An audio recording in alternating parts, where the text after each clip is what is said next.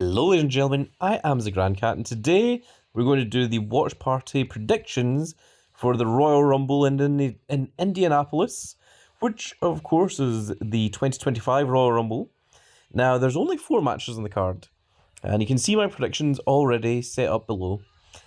There is the undisputed WWE Universal Championship held in a ladder match between Cody Rhodes, the American Nightmare, and Kevin Owens for both the Uwu Championship and the Winged Eagle belt. And I would be shocked if Kevin Owens actually won that match. I think Cody Rhodes has had the belt for so long, he's going to keep it from WrestleMania to WrestleMania. He might even keep it beyond WrestleMania, so that's why I've went for Cody Rhodes. Then we have the best 2 out of 3 tag team championship match for the tag team titles, of course. It is going to be the Motor City Machine Guns, Alex Shelley and Chris Sabin, he said losing the ability to speak, against DIY, which is of course Johnny Gargano and Tommaso Ciampa. And it's very difficult to tell, actually, because it could go either way. And I think both of the teams, will probably be involved in WrestleMania as well, somewhere for the tag team championships. And I would lean more towards Motor City Machine Guns, because if you watched the SmackDown that happened just there, it looks like DIY are not going to have the backup of Pretty Deadly, and they're going to be by themselves. And I think that would lead for the... Unless DIY do some shenanigans and do some heelish tactics, I could see Motor City Machine Guns being put over as the winners. However, I don't have any good Chris Sabin or Alex Shelley's, nor do I have any good Johnny Gargano's or Tommaso Ciampa's, because WWE Supercard have not given us any special event ones, any SE cards, any events, any limited editions, any PLEs of any of those. At best, we had a couple of Legion fusions of Alex Shelley and Chris Sabin, both of which I did not need in my deck anymore, so they've gotten rid of them. So, unfortunately, I cannot put anything down for the tag titles. So instead, we have the Women's Royal Rumble and the Men's Royal Rumble. And for the Women's Royal Rumble, I have seen the leaks. I have seen that it is guaranteed that Charlotte Flair is going to win the Royal Rumble, and I say no. I think that is lies. I think you have all been fed some misbelief, some misdirection, because I think a returning Becky Lynch, big time Bex, is going to be the one to win. I have also heard that apparently it's supposed to be Bianca Belair versus Rhea Ripley, and I was thinking, why? That surely cannot be the WrestleMania match. I completely agree with Charlotte Flair versus Tiffany Stratton, because they have a very, very similar moveset. They have a similar look. They have a similar attitude. And I think it would be amazing to see the veteran, legendary Charlotte Flair going up against the newcomer, modern, and champion Tiffany Stratton. So it would be very cool to see the two of them go against each other. I think that is what's happening. However, I think Charlotte Flair is winning the Elimination Chamber, not the Royal Rumble. And I think the fact that they revealed Charlotte Flair entering the Royal Rumble ahead of time was so that the reveal of Becky Lynch being a surprise entrant wouldn't feel watered down by having Charlotte Flair come out and then Becky Lynch come out immediately after it. I think that's why they've revealed and announced that Charlotte Flair is coming back and she's going to be in the Royal Rumble, and that's why they haven't said anything about Becky Lynch. It could very well be that Becky Lynch doesn't even show up to the Royal Rumble. That is a distinct possibility, but I would hedge my bets on it being a rematch from last year's WrestleMania, which was the show opener, which was Becky Lynch versus Rhea Ripley, and I think they are going to do that again. I think it's going to be Becky Lynch winning the Royal Rumble and being against Rhea at WrestleMania. Then we have the Men's Rumble, one of the most stacked and interesting Royal Rumbles of all time. There hasn't been one that has been in such dispute by the fan base since I think 2001. And even if you look back at 2001, it was obvious that Stone Cold was winning. If you put any real line of thought into it, it was always going to be Stone Cold versus The Rock at WrestleMania. However, I think there is a few different things that could happen here. My number one pick for winning, absolutely, is one Charles Montgomery Punk, when CM Punk, when Chicago made Punk. That is who I think is winning the Royal Rumble. I think it is about damn time that he be allowed to win a Royal Rumble after all this time. I think he deserves to headline and main event WrestleMania. He had a segment with Cody Rhodes on Raw. He had a segment on SmackDown with Kevin Owens, who are the two people that are, of course, competing for the Uwu Championship. And he said that he would meet both of them at the main event of WrestleMania. And I think it would be very strange to do storylines like that if there wasn't some intention or some kind of plan for CM Punk to be involved in the main event of WrestleMania in some manner or another. A lot of people think that John Cena is going to win. I disagree with you.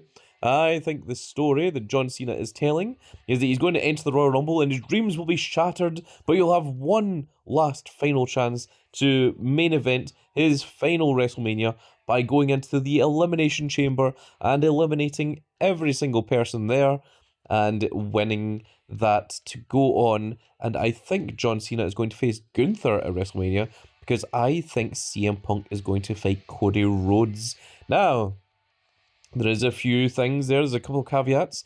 We have also seen Roman Reigns has managed to get back his Ula Fala, and the next thing that he is going to go after is to try and regain his Uwu Championship, because that is the last accessory that he needs to get back. So I could see a scenario, a situation where Roman Reigns could win. However, I think the much more hilarious option, and this is only if CM Punk is not winning, of course, is if there is an entrant number 31. People have been speaking about it for years, ever since the Royal Rumble first started, that there could be one last additional person. I remember when Rey Mysterio came out as number 30, everyone thought that Daniel Bryan was going to come out at number 31. Rey Mysterio got booed out of the building, and the second that Rey Mysterio comes out, the audience realise that he's number 30, and there is a slow wave of boos, and the boos just continue to get louder and louder and louder, right all the way through to the very end of the Royal Rumble. Everyone hated that. So I think now is the best time to have a number 31 in the Royal Rumble. It is the one that makes sense. It is the TKO board of members. It is the People's Champion, the final boss, The Rock himself. And I could see him coming out as the heel final boss. I could also see the Royal Rumble actually having the number of everyone. And, you know, like the 30 people are in the ring, the 30th entrant has already happened. And then you see the countdown timer coming down, like from 5, 4. And people are like, what the hell? There's a number 31. And I could see the lights going off and like everyone in the ring just like standing there like still and, you know, doing the whole mwah, mwah, mwah. It's like, you know, the warning. And then it comes up, you know, the 99% completed, etc. And it's like the final boss. I could 100% see The Rock coming out. And I think if The Rock does come out at number 31, then it also leads into the storyline where The Rock once again dashes CM Punk's dreams of main eventing WrestleMania. And that is the reason that CM Punk left WWE for the first time 10 plus years ago. It was supposed to be, well, The Rock and CM Punk were fighting against each other for the championship. CM Punk cheats, CM Punk wins, he retains the championship, and then they say, no, there was cheating involved, and then they're going to, take the belt off of CM Punk and etc. And The Rock says, no, we're not doing that. Restart the match. I want to beat him clean. I want to beat him, the correct way. And then, of course, Rock beats CM Punk, and then that whole thing happens. Then the following year's Royal Rumble, CM Punk has concussion, etc. He's not really supposed to be in there. And then the Queen, the corporate Kane, grabs CM Punk out of the corner turnbuckle, throws him to the ground, and CM Punk's like, you know what? Screw this. I don't need a WrestleMania match against Triple H. Triple H needs a WrestleMania match against CM Punk. I'm leaving, and he walks out of the company. So, it feeds into that storyline of CM Punk versus the Authority versus the corporate angle. If it were to be The Rock that eliminates CM Punk, and also it feeds into the storyline of The Rock beat Cody Rhodes in the first night of WrestleMania 40, and WrestleMania 41, Cody Rhodes beats Roman Reigns, but Cody Rhodes has not beaten The Rock. So I think they could reignite that fire, especially with 2 months to go until WrestleMania, that The Rock could be a serious contender if he is not busy making another flop of a movie and extending the budget of that movie by like double or triple what it's supposed to be. As The Rock is known to do, as this is right and privilege. But those are my predictions. Let me know your predictions in the comment section below. I think there's also a few other members, there are a few other wrestlers that could be legitimate people that could win. I think in the same way that no one expected Shinsuke Nakamura to win, I think Jey Uso could have a potential shot of winning.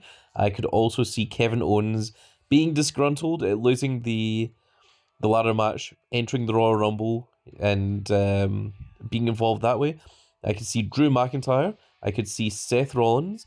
I think they are going to form the highly anticipated Sword team, which of course is the counter to Shield. And who else? I think if LA Knight won, it would be a mega push. Same with Damian Priest. Same with Nakamura, but the fact that Nakamura is the US champion seems significantly less likely. But there is certainly a whole variety, a whole host of people that could potentially win. I think right out there could be Jimmy Uso. That would shock the world. I could see Logan Paul being a potential contender for winning the Royal Rumble as well. Of course, John Cena could very well just win the Royal Rumble. That would be a very John Cena thing to do, even though he's had like 0 promos whatsoever, just to show up and win the Royal Rumble. That is always a distinct possibility. You never know when it comes to Cena. But let me know in the comment section below who you think is winning the men's Royal Rumble. Also, who you think is winning the women's Royal Rumble. I could also see Nia Jax being a pretty good contender, because then Nia Jax could get her rematch against Tiffany Stratton at WrestleMania for the belt that Nia Jax didn't lose in a traditional match. She lost because Tiffany Stratton cashed in her Money in the Bank. I think that could be an interesting storyline as well. But I think Charlotte Flair or Becky Lynch are like more likely. If Becky Lynch doesn't come back, then I think Nia Jax or Charlotte Flair are potentially the top 2. I know a lot of people really want Io Sky to win. I think that would confuse me more than anything else. I'm not entirely sure she has had any real plans, but if they want to try and swerve the audience, if they want to try and give someone who is deserving of main event WrestleMania that mega push, then Io Sky is certainly one of them that could win that. And does anyone actually think that Kevin Owens is going to win the match against Cody Rhodes? Because I don't think so. I don't think there's any way in hell that Kevin Owens beats Cody Rhodes for the UWE Championship at the Royal Rumble just 2 months before he's held it for an entire year. And also, what storylines would Kevin Owens have going into WrestleMania? Because if Kevin Owens wins, he probably isn't fighting Cody Rhodes unless Cody Rhodes wins the Elimination Chamber. And that would be... it's possible, yeah. It just seems strange. And also, what is all this stuff they're doing with Winged Eagle? Are they slowly trying to get the Winged Eagle to replace the undisputed WWE Universal Championship? I'm not entirely sure what they are doing with this storyline. The Winged Eagle has hung around for a lot longer than what I expected it to. So I'm not sure what is exactly going on with that storyline there. I think the tag team championships, I suspect it's going to be like a fatal 4-way tag team ladder match or something at WrestleMania, because that's what they enjoy doing. If I could even predict it right now, I think it's probably going to be DIY, Motorcycle Machine Guns. I mean, Viking Raiders will be on Raw. I think Finn Balor and JD McDonough might have been in there if it hadn't been for JD McDonough getting injured. We don't know whether he'll be safe or ready for WrestleMania. LA Knight and Damian Priest seem to be a pretty cool tag team on SmackDown. And if they don't have any plans for WrestleMania, if Nakamura is going to be fighting Jacob Fatu for the United States Championship, which looks to be possible, then I think they could also be involved in the tag title match. Though I'm not entirely sure who the fourth one would be. Of course, we've got quite a few different tag teams in WWE. I'm not entirely sure which ones. And of course, there is this trade window thing that's going on. So there might even be teams that are on Raw that might move over to SmackDown, teams that are on SmackDown that might move over to Raw before WrestleMania happens. So who entirely knows what is entirely going on with that tag division as it stands. But with that said, folks, those are my predictions for the Royal Rumble. Of course, I'm also trying to predict WrestleMania as well. But that is just how you go about predicting these things, as you go and try and predict the long-term rather than the short-term booking. And with that said, folks, that's going to be it for this video. I really hope you've all enjoyed, and if you did enjoy it, please give me a like, share, and subscribe. And if you are subscribed, make sure you click that notification icon so you can see when more of these glorious little videos go out. And during the Royal Rumble, I'm not guaranteeing it, but I may do a live stream, a live podcast, where I will be showing the chat right here, and I will be doing some commentary over the Royal Rumble with a few of my friends. With the wow, the chat thing just isn't loaded, is it? Huh. Okay, with a few of my friends, my KC family. I think I'll be joined by the Baron. I think I'll be joined by the Edge Marquee and by the Big Boss Man. We will all be watching the Royal Rumble together. So we may have a microphone set up, and we might do a little live podcast where you can hear our reactions for the Royal Rumble. If that is something that you think you'd be interested in hearing, do let me know in the comment section below. The more people that are interested in it, the more likely I am to do it. And if I don't do it this year, I might do it next year, or I might start it possibly at WrestleMania rather than at Royal Rumble. I have not entirely decided. It is purely up in the air for speculation. It also depends on how tired I am, because of course I am in Scotland, big old home of the Grand Cat, and generally, that's a weird word to say. Generally, the pay-per-views are up from 1 AM to 4 AM. I hear that the Royal Rumble is going to start a little bit early. It's going to start at 11 PM, but it's still late, and sometimes you just don't have the energy that you have during the night. Of course, I am recording this at 6:26 AM, so who knows? Who knows indeed. But with that said, folks, that is going to be it for this little video, and I really hope you all enjoyed. I think I've said that like 3 times now. So, we'll see you all in the next video. Goodbye, everybody.